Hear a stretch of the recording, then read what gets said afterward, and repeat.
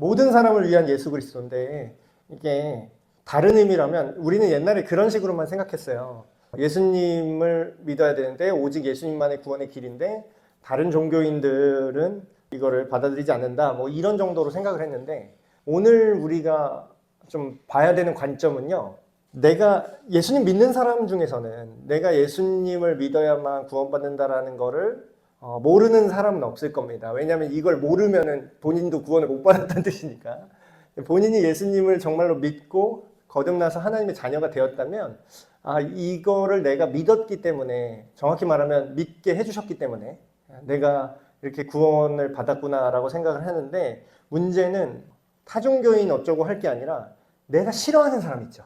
지난주도 뭐 주일 설교 때도 얘기했지만 그 진짜 가라지인지 아닌지도 확실하지 않을 뿐더러 근데 이제 우리가 교회 안이든 교회 바깥이든 내가 싫어하고 미워하는 사람 있죠. 아니면 나를 그렇게 미워하는 사람이라든가 그거를 성경에서는 그냥 한 단어로 원수라고 말합니다. 이 왼수 같은 인간 현실로 따지면 굉장히 나를 거슬리게 하고 진짜 나를 괴롭게 하고 입에 가시도 친 것처럼 찌르는 그런 사람. 근데 그런 사람이 구원받기를 원할까요? 그냥 죽었으면 좋겠어 이렇게 생각할까요? 보통은 원수가 잘 되는 걸 바라지 않아요. 그렇죠? 그냥 나가 뒤졌으면 좋겠다 이거죠.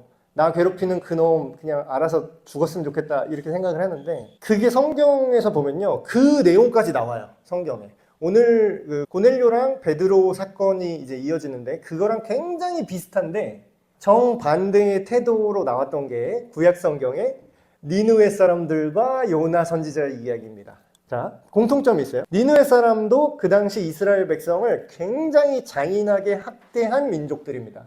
그 민족의 그 수도예요. 니느웨라는 도시가. 근데 거기로 하나님이 요나 선지자한테 뭐라 그러죠? 가서 내 말을 전해서 그들이 믿고 회개하게 해라. 그러니까 지금으로 말하면 복음을 전하라는 거예요. 누구한테? 내가 나가 뒤졌으면 좋겠는 그 나쁜 놈들한테. 근데 이제 이 나쁜 놈이라는 거는 물론 이제 객관적으로 우리한테 피해를 입힌 것도 있지만 사실 현대적으로 이거를 적용을 하다 보면 사실 우리 인간관계에는 진짜 이 정도로 내가 원수다 이 정도 원수는 사실 없잖아요. 누가 내 부모의 원수다 이런 거는 현대에 거의 없고 그냥 아까 얘기한 듯이 나한테 쟤 좀 서운하겠어. 내 짜증나. 쟤 때문에 싫어. 미워. 막 별거 아닌 그런 갈등으로 이제 점점점 이렇게 되는데 근데 요나 선지자는 어떻게 행동했죠? 싫어요 하나님 하면서 계속 도망다니던 얘기가 요나서의 이야기잖아요.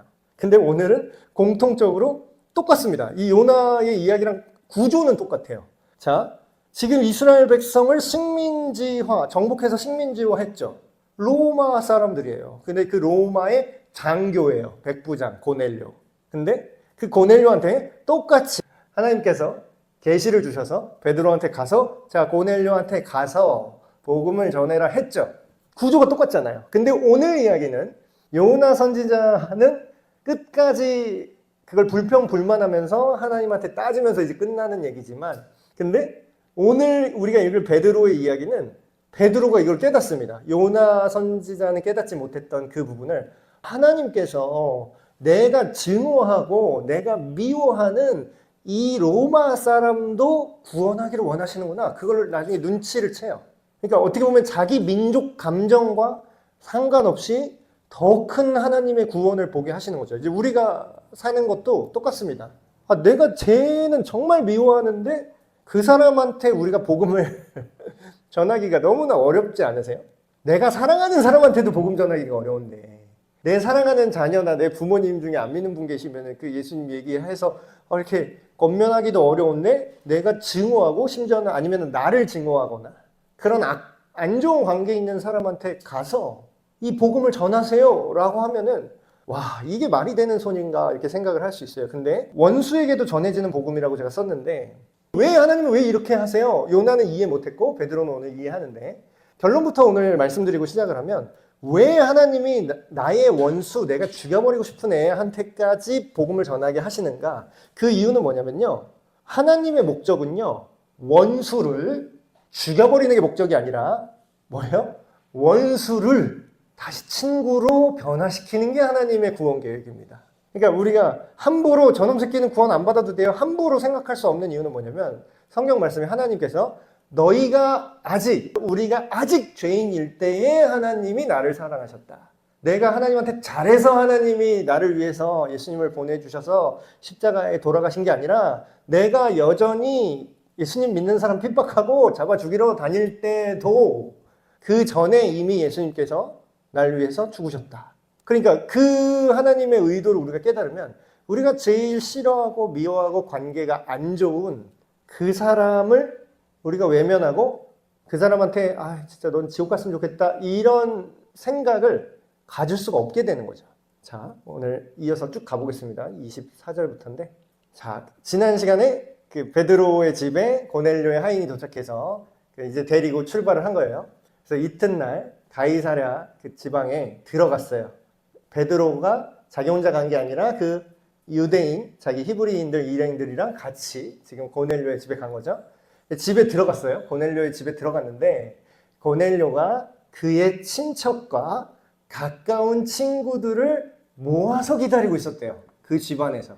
자, 이게 굉장히 신기한 거죠. 이 사람이 지난 시간에도 제가 말씀을 드렸지만 이 사람은 자기가 이겼잖아요. 그러면 로마의 신이 이겨서 이스라엘 신을 정복했다라고 믿는 게 일반적인 이때의 사고방식인데 이미 여호와 하나님을 경외하는 사람이었다 그랬죠. 근데 그렇게 지난 시간에 하나님께서 그 천사의 방문을 통해서 이 베드로라는 사람을 불러와서 얘기를 들어라 이렇게 들었단 말이죠. 거기까지 들었는데 그 말을 철석같이 믿고 자기만 들으려고 앉아있는 게 아니라 그 자리에 자기 친구, 자기 가족 다 불러 모아 있는 거예요. 그럼 이 사람들은 지금 어떤 마인드냐면요. 자, 제가 교환에 써놨는데 지금 이 마음 상태 있죠. 자, 하나님이 나한테 무슨 얘기를 분명히 이 베드로라는 사람을 통해서 지금 하실 거를 기대하면서 지금 모여 있어요. 나만 있는 게 아니라 온 가족들이. 자, 이게 어디서 필요한 마음이죠? 이게 하나님께서 가장 원하시는 마음 상태인 거 아세요? 하나님께서 이 마음 상태, 이걸 뭐라고 얘기죠? 주여 말씀하시옵소서. 주님의 종이 듣겠나이다. 성경에 그대로 나온 마음가짐이잖아요. 근데 이걸 어디서 해야 되는 거예요?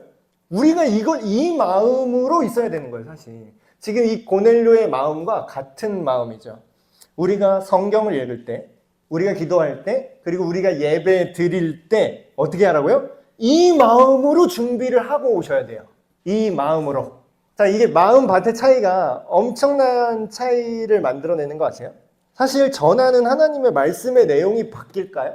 자, 이때 지금 얘기하려고 했는 예수님에 대한 복음과 지금 성경을 통해서 이렇게 오늘날 우리가 교회에서 목사님의 설교라든가 아니면 성경 공부 시간의 나눔이라든가 이런 걸 통해서 예수님의 그 복음의 내용이 바뀌었을까요? 이때나 지금이나 하나님의 복음은 똑같을까요? 똑같아야 돼요. 똑같고요. 똑같아야 되고요. 바뀌지도 않아요. 바뀌어서도 안 돼요. 자, 근데 그럼 뭔가 무슨 차이죠? 이때는 은혜 받고 거듭난 사람이 늘어나는데 지금 오늘날은 헛소리하는 목사가 있다면 뭐 능력이 안 나타나겠죠. 성경 읽어놓고 딴소리하고 그러면은 당연히 능력이 안 나타나겠죠. 근데 동일한 복음을, 동일한 예수님에 대한 이야기를 전했는데 누구는 믿고 누구는 안 믿고 누구는 변화되고 누구는 계속 가라지짓거리 하고 그 차이는 어디 있을까요? 네, 이 차이예요. 자, 누구는 하나님이 이제 나에게 주실 말씀을 기대하면서 들으면은 그 열매가 맺히고요. 어떤 사람은 이렇게 듣습니다. 또 무슨 얘기 하나. 근데 이제 이게 사람이 바뀌어요. 근데 처음엔 그랬다가도 저도 그랬잖아요. 어렸을 때 막 언제 끝나? 언제 끝나? 나 집에 가서 게임해야 되는데. 근데 모르겠습니다. 가라지 상태였는지. 그러니까 그런 것처럼 결국은 지금 고넬료는 어쨌든 간에 고넬료는 지금 완전히 마음이 열린 거예요. 그도 그럴 것이 그렇게 초자연적으로 천사가 와서 얘기를 했으니까. 진짜 그 사람이 왔고. 근데 마침 베드로가 집 안으로 들어오는데 이 고넬료가 어떻게까지 행동을 하냐면 고넬료가 이 사람 다시 한번 생각해 보세요. 이 사람 로마 장교예요. 로마 장교가 정복자 히브리인한테 지금 어떻게 한다고요? 엎드려서 절을 했대요. 이거는 진짜 이 사람은 우리 상식적으로 행동한 게 아니라 진짜 여호와 하나님이 지금 말씀하시는구나 하고 완전히 인식 속에 갖고 있는 거죠. 정말 존중하는 거잖아요. 자, 이거 오해하지 말고 잘 들으세요. 옛날에 저도 막 헛소리 삑삑하는 목사님들이 막 주의 종에게 말씀에 순종해야지 막 이러면서 막 제발 말씀다운 말씀을 해야 내가 순종을 하든지 말든지 하잖아요. 저는 속으로 이렇게 생각했었어요. 딴 얘기하는데 내가 어떻게 아멘을 해. 아멘을 할 건덕지가 없는데 막 아멘 하세요 막 이러고 그런 지금도 막 어디 나와요. 막 저보다도 더 어린 젊은 목사님인데 어디서 이제 또 못된 거 배워가지고 옛날 부흥사 목사님이 하던 대로 뭐 아멘 아멘 아멘 소리가 작은데요? 아멘 아멘 하세요 이런 거요. 저보다도 어린 그 목사님이 뭐 벌써 그렇게 꼰대가 되셨나. 그래서 저는 그게 기가 차요. 그런 거 볼 때마다. 근데 그게 아예 없는 개념이 아니라 진짜 성경에서 말하는 하나님의 말씀을 있는 그대로 얘기를 하잖아요. 전달을 하려고 할 때, 한다고 할 때, 이 전제가 맞다면 거기에는 이 목사한테 엎드리라는 게 아니에요. 목사한테 잘 보이라는 게 아니에요. 그게 아니라 그 말씀 앞에 엎드리라는 겁니다. 지금 뭐 설교 들을 때, 뭐 강의 들을 때 엎드리라는 뜻이 아니라 이 자세가 있어야 된다는 거예요. 하나님이 나한테 이렇게 말씀하시는구나. 그러니까 항상 성장하는 사람들은, 믿음이 잘하는 사람들은 같은 특징이 있는데 남 얘기로 듣지 않아요. 믿음이 잘하는 사람. 나한테 하시는 얘기구나 라고 들으면 내가 변화를 받아요. 근데 이 자세가 안 돼요. 엎드리지 않고 이렇게 도도하게 이런 태도로 들으시는 분들이 있어요. 근데 이런 분들은 어떻게 하죠? 듣다가 제 얘기네. 제 얘기야, 제 얘기. 이러면 그 말씀이 아무리 하나님의 말씀이라도 자기가 듣지 않으면 그 열매가 맺힐 수가 없는 거죠. 근데 고넬료는 지금 말도 안 되는 신분 차이에도 불구하고 엎드려서 절을 했어요. 근데 베드로가 깜짝 놀라서 이제 얘기하는 거죠. 베드로가 절하고 있는 그 사람을 일으켜서 이르되 일어서라 나도 사람이라 하고. 이게 제대로 된 목회자의 자세죠. 가짜들의 특징이 제가 말씀드렸잖아요. 자기가 영광을 받아요. 가짜는. 가짜들은 어머야 하면서 주의 종에게 엎드리라 이랬을 거야. 근데 진짜 사도는 어떻게 행동하죠? 내가 사도니까 내 권위에 복종해라 이렇게 안 하고 나도 사람이에요. 나한테 절하지 말고 여기 앞에 있는 심두환이라는 사람한테 이렇게 하지 말고 내가 하는 하나님의 얘기, 이 하나님, 내가 하는 말도 하나님이 아니에요. 내가 전달하는 말 속에 들어있는 하나님의 메시지에 절하셔야지. 나한테 이러지 마세요. 굉장히 바람직한 사역자의 모습이죠. 더불어 말하며 막 들어가는데 여러 사람이 모인 것을 봤어요. 우리 한두 사람이 아니야. 초롱초롱하면서 얘기해주세요 이러고 있어요. 이방인인데. 이르되 유대인으로서 이방인과 교제하며 가까이 하는 것이 위법인 줄을, 여기서 말하는 위법이라는 건 유대인의 풍습에 어긋난다는 겁니다. 위법인 줄은 너희도 알거니와 하나님께서 내게 지시하사 아무도 속되다 하거나 깨끗하지 않다 하지 말라 하시기로. 이게 요나 선지자와 베드로의 가장 큰 차이점이에요. 요나는 자기 감정을 하나님 말씀보다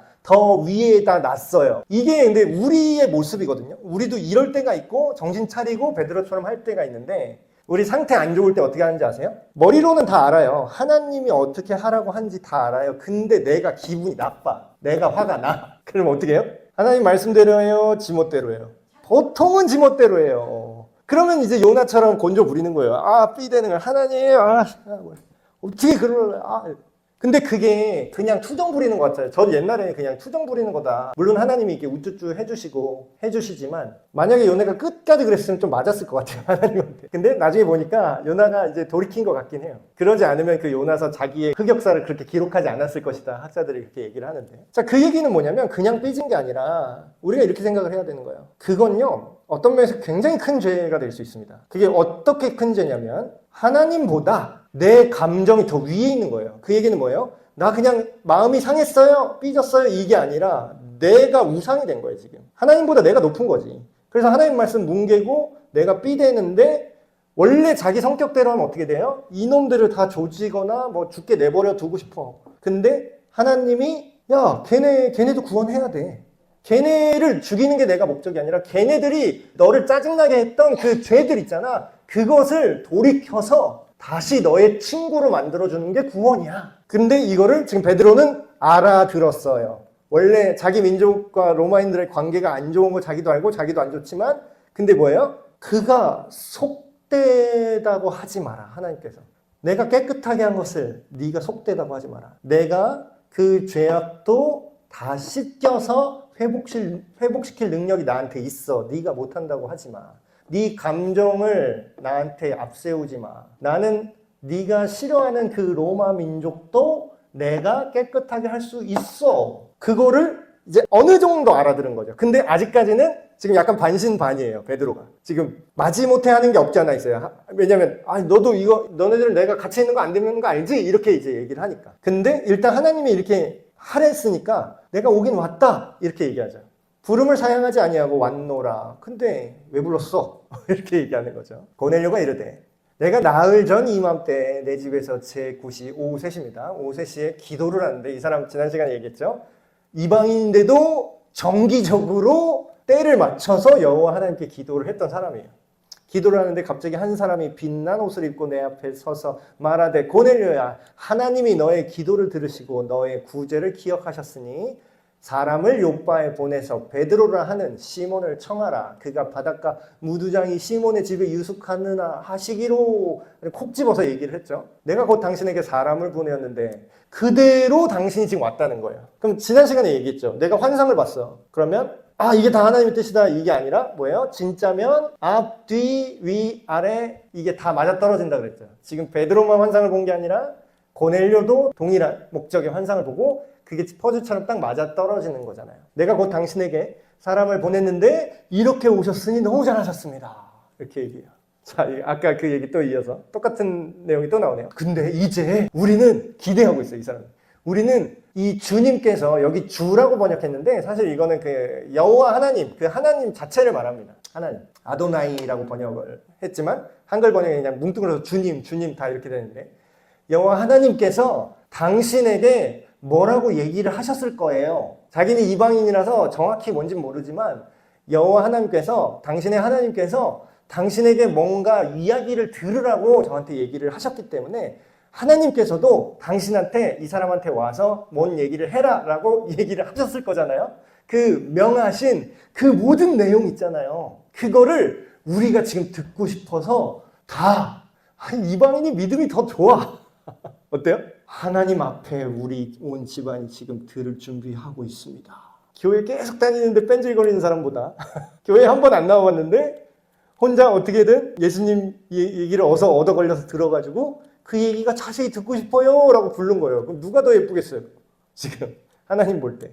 그러니까 이 자세를 우리가 가져야 돼요. 우리가 하나님 앞에 하나님의 음성을 듣겠습니다. 하나님 뜻을 우리가 알고자 합니다. 내가 원하는 대로 내 감정대로 지금 하나님 목줄 잡고 흔드는 게 아니라 하나님이 나한테 무슨 얘기를 하실지 지금 경청하겠습니다. 요거 되면은 그 다음부터 일이 진행돼요. 그 다음에 무슨 체험이 없고 싶어도 없을 수가 없어요. 무조건 체험이 있을 겁니다. 왜냐고요? 하나님이 하실 말이 시작될 거니까요. 베드로가 입을 열어 말하되 지금 베드로가 감탄했어요. 이 이방인 가족들의 이 자세를 보고 베드로가 입을 열어 말하되 내가 진짜 하나님은 사람의 외모를 보지 않고 여기서 외모라고 번역되는데 이건 뭐냐면 조건이나 어떤 편견을 말합니다. 지난 시간에 이제 편견을 넘어서 복음을 전한다 그 얘기 했었잖아요. 그럼 기존의 편견은 뭐예요? 이방인이랑은 겸상도 하면 안 되는 사악한 애들이에요. 그리고 우리 민족을 정복해서 지금 지배하는 나쁜 놈들이죠. 아주 악랄한 놈들이에요. 거기다가 그 수타라는 군인이에요. 그 장교예요. 그럼 뭐예요? 외모로 편견으로 판단하면 이 사람한테 복음을 전할 일은 아마도 없었겠죠. 근데 그걸 역행해서 지금 하나님은 내가 생각하지도 못했던 그 관계를 회복시키세요. 이제 우리가 거꾸로 한번 생각을 하면 좋겠어요. 인간이 조금 노력해서 해결할 수 있는 거면 우리가 사실 하나님이 왜 필요합니까? 근데 우리에게 필요한 건 뭐죠? 내 맨정신으로는 절대 회복되지 않을 관계들이 있잖아요. 우리 안에도. 저놈 새끼는 진짜 나랑 안 맞아 이런 관계들이 있잖아요. 서로 상처 입히는 관계들이 있잖아요. 근데 그거를 인간의 힘으로 안 되고 아예 절망하거나 손절 쳤는데 문제는 하나님은 그걸 어떻게 한다고요? 회개해서 그것까지 돌이키게 하실 능력이 있고 그런 의도가 있다라는 거예요. 사람의 편견대로 하지 않으시는구나 하나님은. 감탄합니다. 베드로가. 각 나라 중 하나님을 경외하며 하나님을 존중하며 사랑하며 의를 행하는 사람은 다 받으시는 줄 깨달았도다.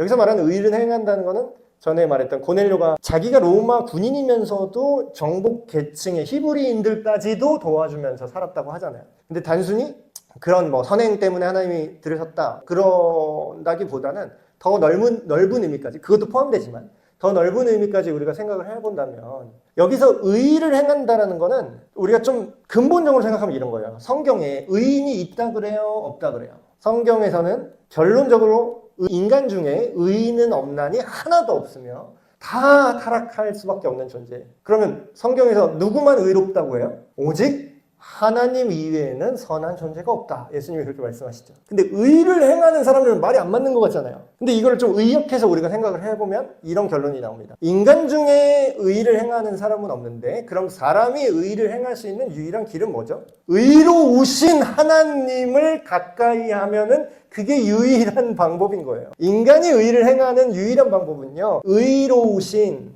그 선함 자체이신 하나님을 존중하는 게 인간이 할 수 있는 의로움의 시작입니다. 그럼 이걸 의역하면 무슨 뜻도 돼요? 하나님을 경외하며 그 의로우신 하나님을 갈망하는 사람은 다 받아주시고 만나주시는 줄을 내가 알았습니다. 베드로가 이걸 깨달은 거예요. 만유의 주 되신 예수 그리스도로 말미암아 화평의 복음을 전하사 이스라엘 자손에게 보내신 말씀, 1차적으로는 이스라엘 백성에게 보내신 말씀이긴 하죠. 곧 요한이, 세례 요한이죠. 그 세례를 반포한 후에 갈릴리에서 시작하여 온 유대에 두루 전파된 그것을 너희도 들어봤을 거다. 니도 로마인이니까 여기서 벌어진 일은 들어봤을 거 아니냐.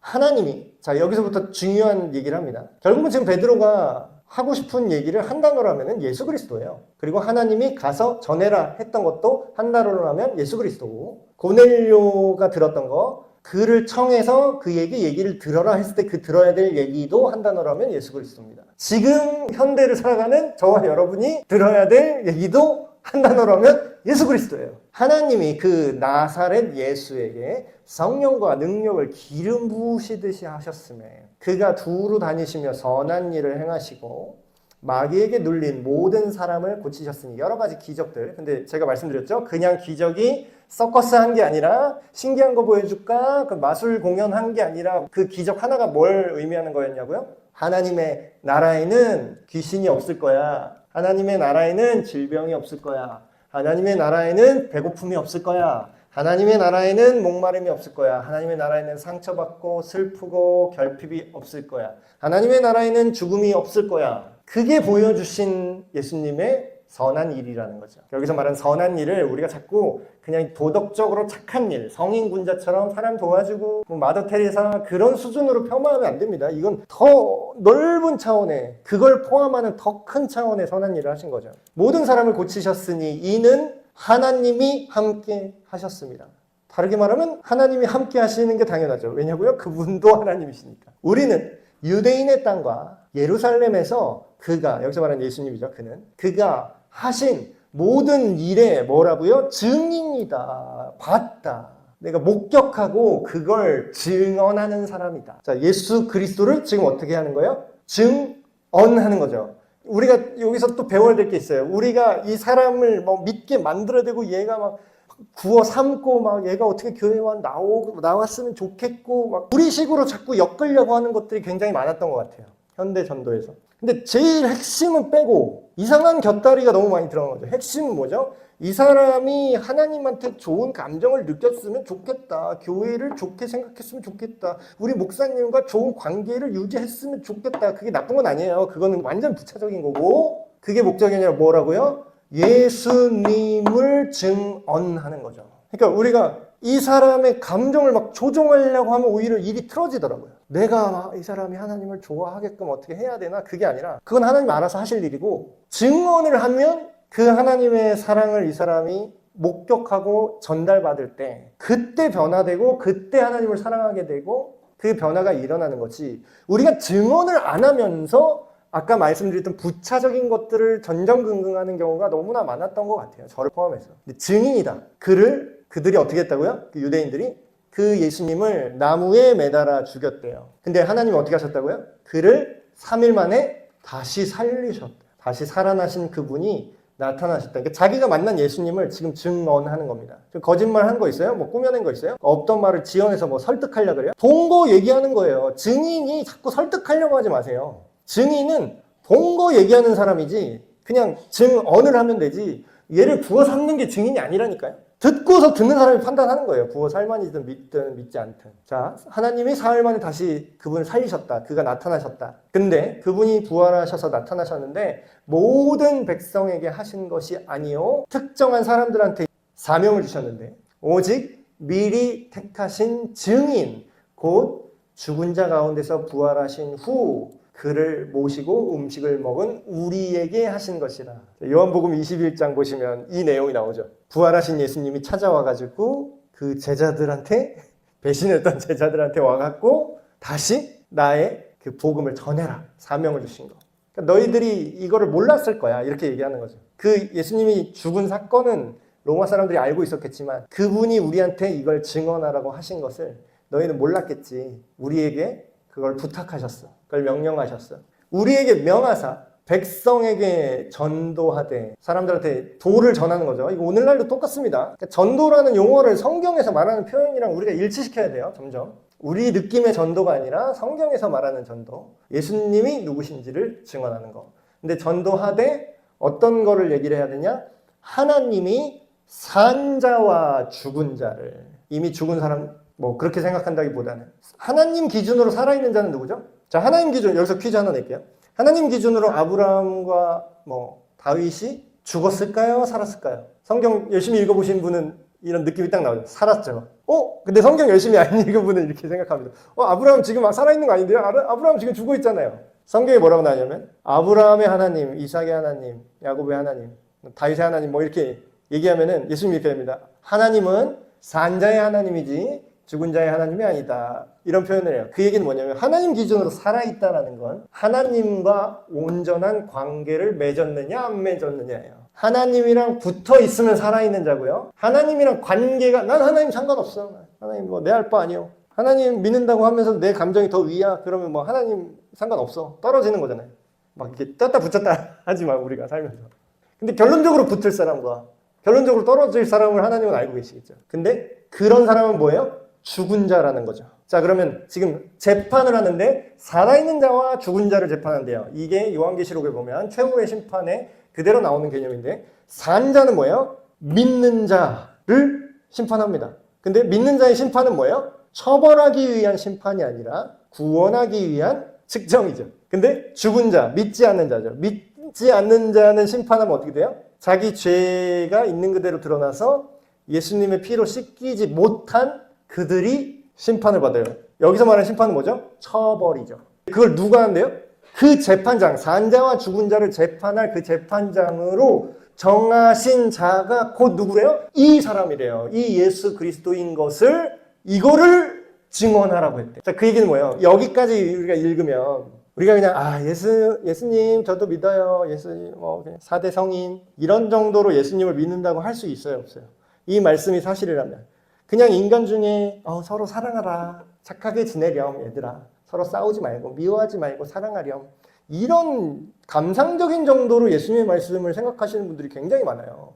안 믿는 분들 중에는. 근데 뭐예요? 성경은 뭐라고요? 그가 그런 윤리도덕 선생이 아니라 뭐라 그래요? 산자와 죽은 자, 믿는 자와 믿지 않는 자를 심판하실 분이 그분이라는 걸 증언해라. 이게 전도래요. 와, 전도 되게 강력하죠? 우리가 생각했던 전도는 뭐 제발 교회 좀 나와줄래요? 울먹울먹. 실제 전도는 산자와 죽은 자를 예수님께서 심판하실 것이다. 물론 이제 아무도 생면부지의 사람, 길거리 사람 딱 붙잡고 산자와 죽은 자를 그분께서 심판하실 것이다 이러고 다니라는 건 아니에요. 그럼 못 알아들어요. 큰일 나요. 그러니까 이런 메시지, 그러니까 우리가 전도를 할 때 이 정도의 각오?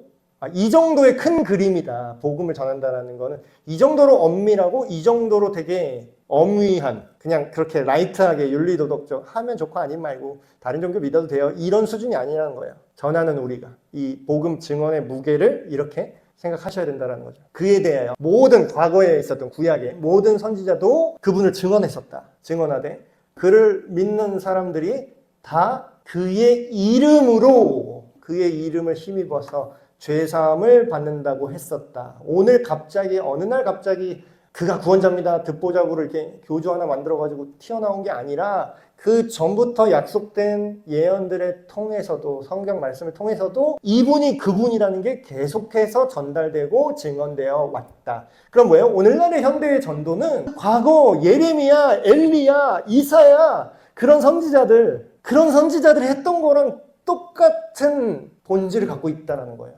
똑같은. 베드로가 이 말을 할 때, 오늘의 핵심이죠. 클라이맥스죠. 베드로가 지금 복음을 전했어요. 근데 우리 회당 올래 너? 너 좀 착한 애 같다. 우리 회당 올래? 우리 회당장 설교 잘하는데. 이렇게 얘기 안 했잖아요, 지금. 예수 그리스도가 누구신지, 그분의 구원과 그리고 그분의 심판이 무엇인지, 그걸 온전한 복음을 얘기를 했어요. 그랬더니 이 말을 들을 때, 근데 물론 아까 전제가 있었죠? 이 사람들이 어떤 마음으로 이걸 들을 준비를 했다고요? 진짜 하나님이 얘기하시는구나. 저는 현대 교인이라고 하는 사람 중에서도, 물론 이제 제대로 안 믿거나 믿음이 약한 분이 그러겠죠, 보통.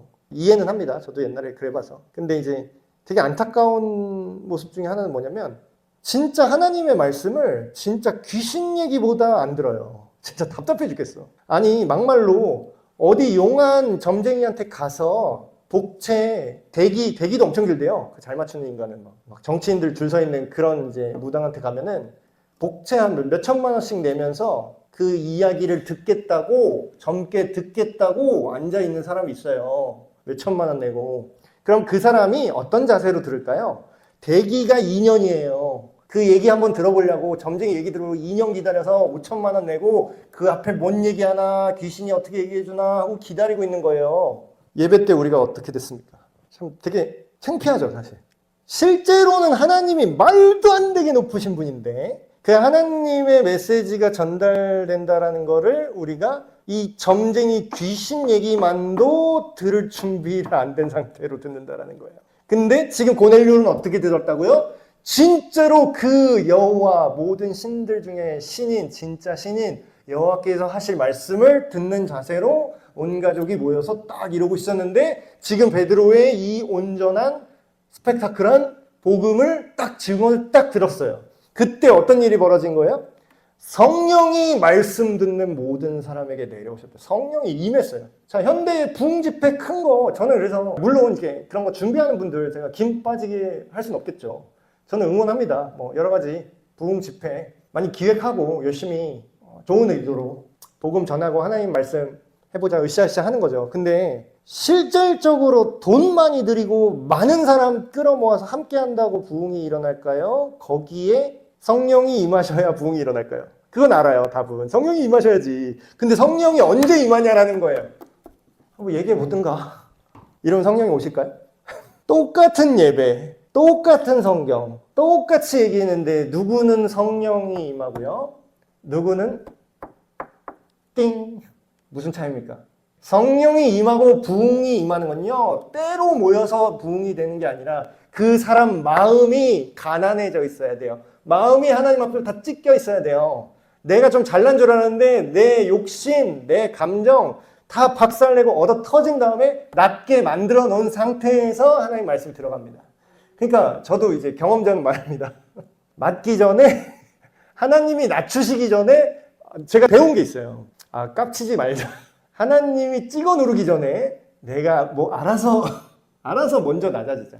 먼저 교만하지 말고, 누가 욕하면 그래, 하나님이 그래 하시는 거겠지 하면서 스스로 그냥 그걸 받아들여야 돼요. 물론 이제 쓸데없는 비방까지 다 들으라는 건 아니지만, 내가 교만하게 그거를 드러내고 아둥바둥하고, 내가 났는데, 내가 담임 목사인데 감히 나한테 이래, 이렇게 제가 휘둘면서 다닌다고 생각해 보세요. 내가 낸데 하면서. 그러면은 하나님의 역사는 일어나지 않고요, 성령님은 그런 환경에서 일하지 않으십니다. 성령님이 힘이 없어서 일하지 않는 게 아니라, 그거는 성령의 방법이 아니기 때문에 성령께서 어떻게 생각하세요?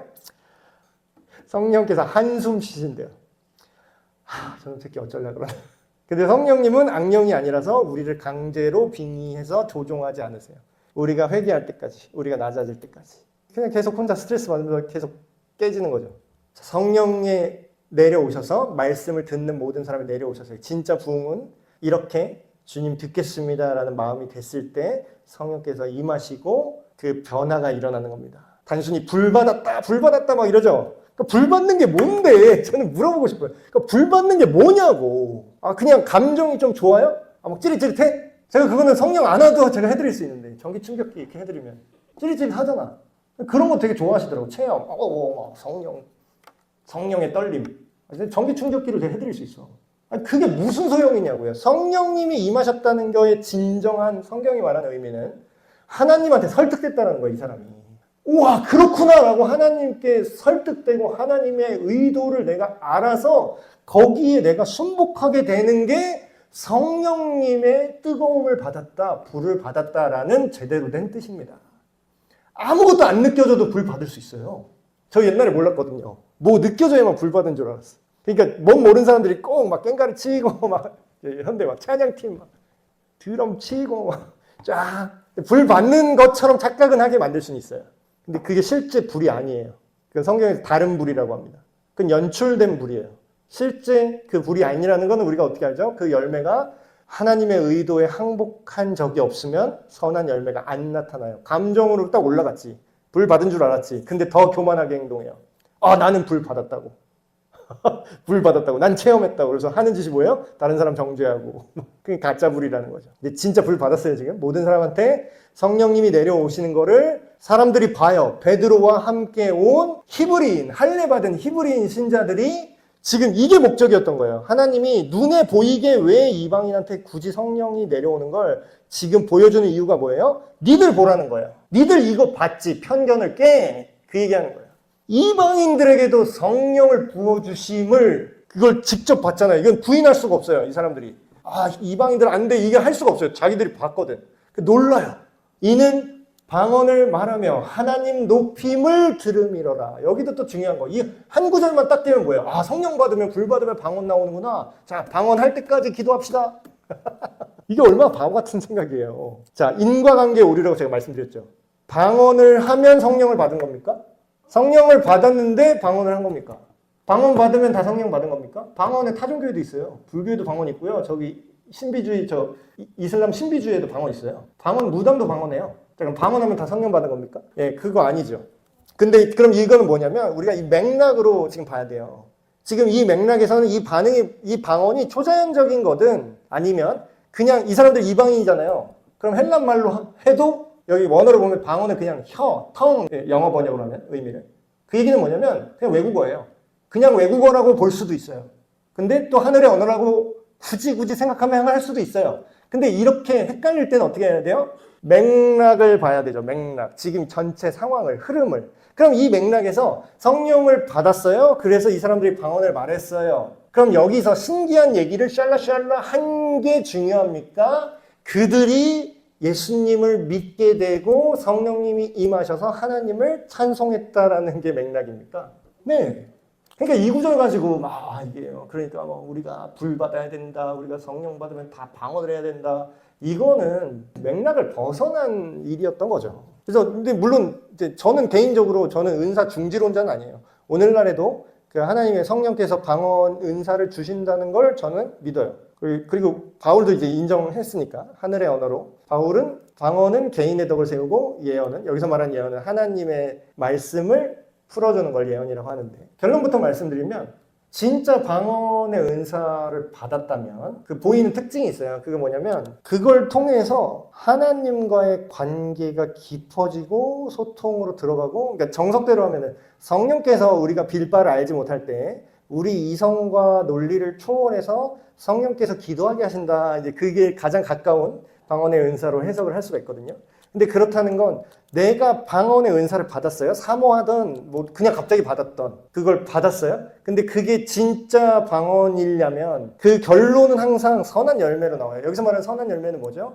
하나님의 뜻을 향해서 나아가게 돼요. 근데 샬라샬라 우자자자 하는데 막 하는 거는 교회 분열, 나는 뭐 너보다 더 영적인 사람이야, 막 되도 않는 막 자기 예언하고 막 이상한 사이비로 가고 그러면은 그게 이제 가짜 방언이라는 게 드러나는 거죠. 그러니까 그 사람의 태도와 그 사람이 예수님을 믿고 그 삶을 살아내는 그 열매로서 그 방언이 진짜인지 아닌지는 그냥 알 수밖에 없어요.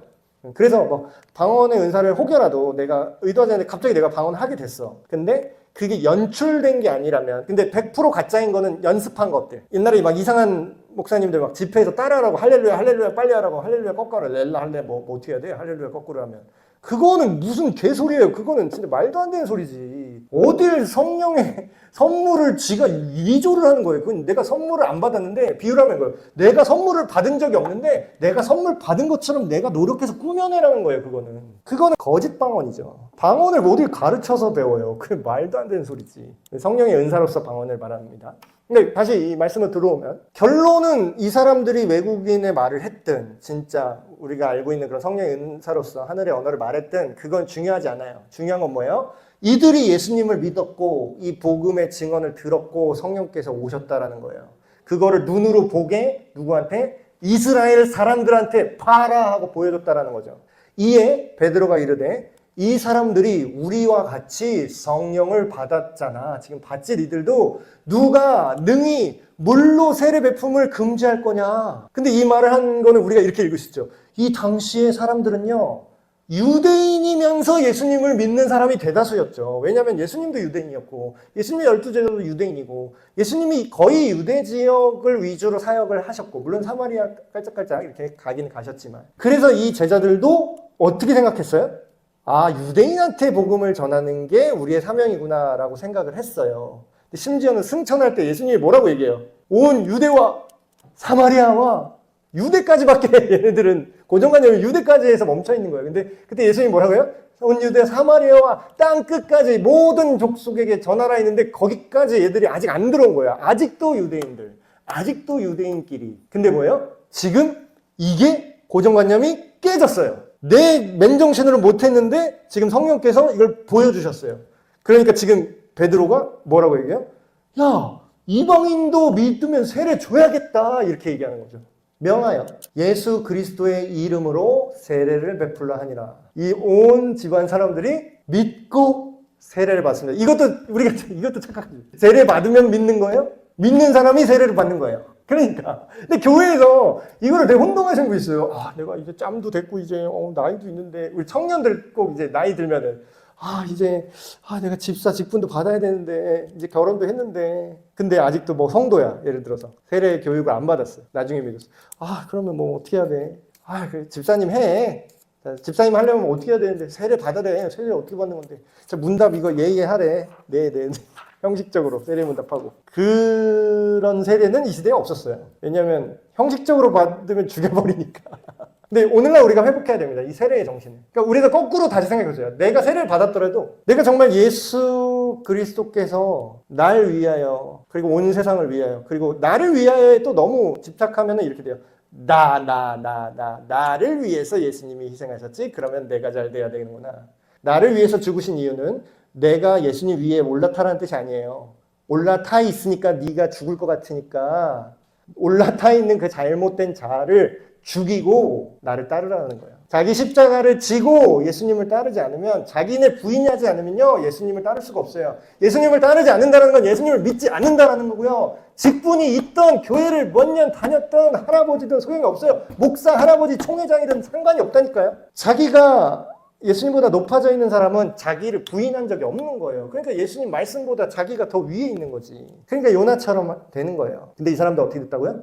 예수님을 믿고 세례를 받았어요. 그들이 베드로에게 며칠 더 머물기를 청하니라. 아멘. 세례를 받아드시면 어떻게 해요? 원래는 여기서 머물면 돼요? 안 돼요? 유대인이 이방인 집에 머물다는 거 같이 밥을 먹었다는 거잖아요. 그럼 유대인들이 이거 부정하다고 하면 안 되는 건데 지금 이거를 베드로의 인식이 바뀌었다는 거예요. 이들에게 세례를 주고 이들과 함께 머물렀다는 거죠. 두 가지 기도 제목 함께 기도하겠습니다. 첫 번째는 우리가 좀 이 고넬료 같이 믿음을 좀 회복해야 될 것 같아요. 저도 이제 교회 짬밥이 오래돼가지고 이게 항상 그 문제예요. 하나님 볼 때 되게 가짜는데 우리끼리 볼 때는 뭔가 내가 좀 되는 것 같은 그런 게 있잖아요.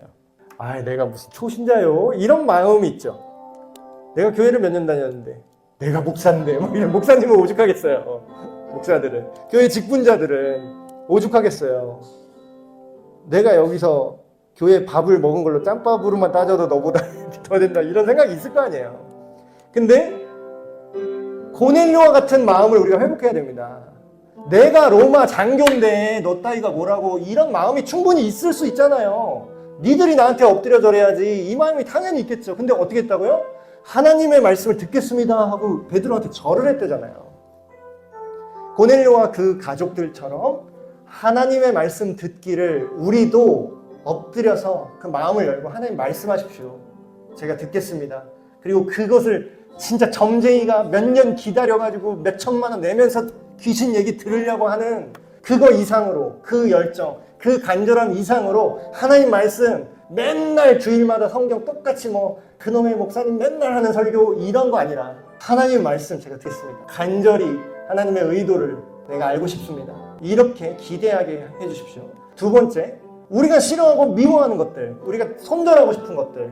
나만 미워하는 거 아니에요. 그 사람들 나 미워해요. 나만 상처받은 거 아니에요. 내가 상처 주는 사람도 얼마나 많겠어요. 그렇죠? 근데 그 원수도 어떻게 하신다고 하나님은 회복시키고 구원하시고 죄를 지어도 넘어간다는 게 아니라 그 사람이 악인인데 선하게 변화시켜준다는 거예요. 회복시키시는 하나님의 복음의 능력을 우리가 경험하고 순종하게 하여 주시옵소서. 이 시간 한 마음으로 기도하시겠습니다. 하나님 아버지, 고넬료처럼 겸손한 마음으로 자기의 지위, 자기의 특권, 자기의 경험, 경력, 위치 이런 걸 다 내려놓고 주님 겸손히 제가 듣겠습니다. 주님의 말씀에 순종하겠습니다. 엎드릴 수 있는 그런 겸손한 마음, 상한 마음, 낮아진 마음, 가난한 마음 우리에게 허락하여 주시옵소서. 우리가 교만하지 않게 하시고 하나님께서 그 무엇보다 교만한 자를 미워하신다고 하셨는데 우리가 그토록 교만한 적이 있었다면 이제 다시 한번 우리의 마음을 찢어서 주님 앞에 고넬료와 같이 겸손하게 나아갑니다. 하나님의 말씀을 그동안 너무나 허투루 듣고 하찮게 여기고 맨날 듣던 얘기, 언제든지 들을 수 있는 얘기 그런 걸로 폄하를 했다면 오히려 더욱더 간절한 마음으로 기대하는 마음으로 주님 말씀 앞에 서게 하여 주시옵소서. 하나님 아버지, 원수조차 내가 미워하는 자들조차 하나님께서 그 관계를 회복시키시고 구원하시는 그 능력을 우리가 바라보기를 원합니다. 하나님, 우리가 손절하고 미워하고 계속해서 서로 상처 입히고 끝나는 것이 아니라 하나님 손에 맡겨드려서 하나님께서 회복하시는 그 역사를 경험하게 하여 주시옵소서. 하나님 아버지, 오늘 우리가 이해하지 못했을지라도 주님 뜻에 순종하여 고넬료를 향해서 나아갔던 그 베드로의 심정으로, 또한 알지 못하지만 자기가 더 높은 정복자 군인이지만 겸손하게 엎드려서 하나님의 말씀을 들었던 고넬료처럼 오늘 이 두 사람처럼 우리의 마음밭이 변화되길 원합니다. 하나님, 우리에게 온전한 복음을 들려주셨고 날마다 이미 알던 얘기, 다 아는 얘기, 100번 들은 얘기 하면서 순종하지 않고 믿지 않고 소중하게 여기지 않았다면 이제 다시 한번 주님 그 진리 앞에 우리가 겸손하게 무릎 꿇고 우리를 다시 회복시켜 주시옵소서. 우리를 변화시켜 주시옵소서. 그래서 다시 한번 성령님의 불릴 듯 일어나는 그 성령님의 능력으로 하나님 안에서 다시 살아가게 하여 주시옵소서. 모든 말씀 우리 주 예수 그리스도의 이름으로 기도하옵나이다. 아멘.